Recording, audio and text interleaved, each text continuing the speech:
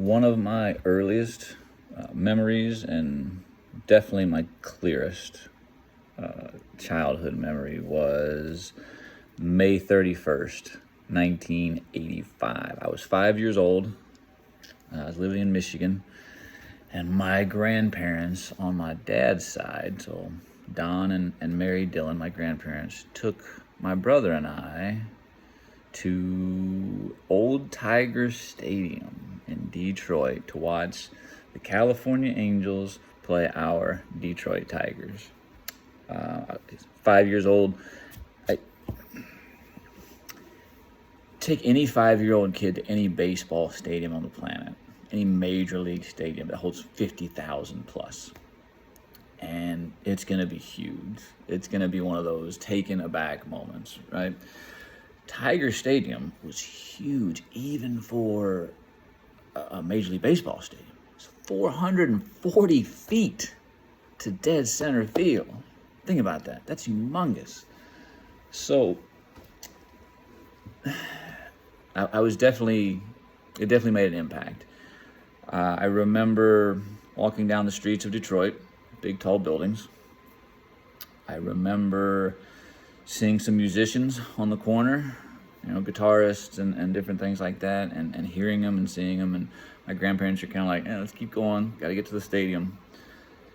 I remember being at the stadium for the first time and walking out of the tunnel to the seats, and that was the first glimpse that I got of the field, and it was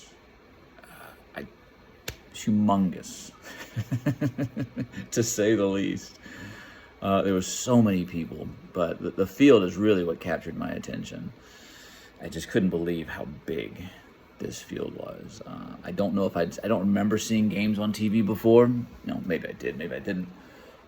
But this was the first time I'd been to anything that large. So, actually, when we walked out, towards our seats, I think I was last. I think my brother was in front, and then it was like my grandfather, my grandmother, then I was in the back. And we walked out, and I just stood there. And I didn't move. And my grandparents kept walking, not realizing that I was frozen in time. They didn't go too far. I mean, maybe 20 feet. That might even be an exaggeration. One of them looked back and got my attention and said, come on, we got it. And we went to our seats. I know we sat on the third base line. Not on the third base line, but on the third base side. Probably about halfway up. Pretty good seats. I thought Reggie Jackson had hit a home run, but he didn't. And I know this because baseballreference.com. I am not a spokesperson. They don't pay me. It's just an amazing site. And that's actually how I found the exact date. It was May 31st, 1985. I didn't know the date until I went on baseballreference.com because I knew it was 85. I knew the Tigers lost to the Angels, and I knew Kirk Gibson hit a home run. I thought Reggie Jackson hit a home run, but that might just be. I think he ended up pinch hitting, and I remember my grandfather saying something about Reggie was a big star. Apparently, he didn't hit a home run that day. That's my memory going bad, but Kirk Gibson did. I can look at baseballreference.com and tell you everything they have. They lost 6-3.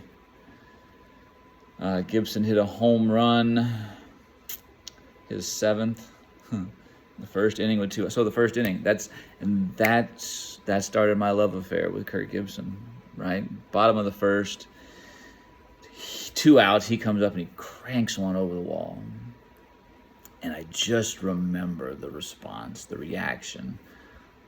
I don't know the attendance. I don't know if the attendance is going to be on here. It's not really that important. I know Tiger Stadium probably held 50,000 plus. Attendance, actually it is 39,000. So 39,154 people, and I was one of those. And it seemed like every single one of them, when Gibson hit this ball out, they all got up I mean, it was the most surreal feeling I'd ever had in my life up until that point. I'm only 5 years old, and from that day on, I was a huge Kirk Gibson fan. I was a huge Tigers fan, and I just loved baseball. And I still do love baseball. I don't follow it nearly as much because it's whatever. It is what it is. But the game of baseball is one of the greatest things that I have found in my entire life. It's one of the most fun things I've found in my life. So we go to the park, we see the people. Gibson hits the home run, and we don't stay for the whole game. My grandparents, 85, they're probably 50, early 50s, mid 50s. We'll call them mid 50s, yeah. Early mid 50s. I'll have to do some math on that, but they were early to mid 50s, and so I think we left around the 7th inning to beat traffic, right? And maybe the kids who were 5 and 7 were ready to go. I don't remember that, but no hard feelings. It was a great moment, a great memory in my life. We left early, and I remember getting home and sitting, on my belly in front of the TV, watching the news to see if the Tigers had won, what happened in the game. And I know they lost. I didn't remember the score, but the score was, I think I already said it. It was 6-3. So they were down 4-3 after the 6th inning, and ended up giving up 2 more runs. Jack Morris started for the Tigers, which I didn't remember. I wish I did, because I'm a huge Jack Morris fan. Absolute stud.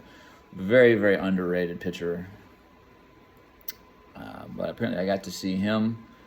I got to see Reggie Jackson. I got to see Lou Whitaker, Lance Parrish, Darrell Evans.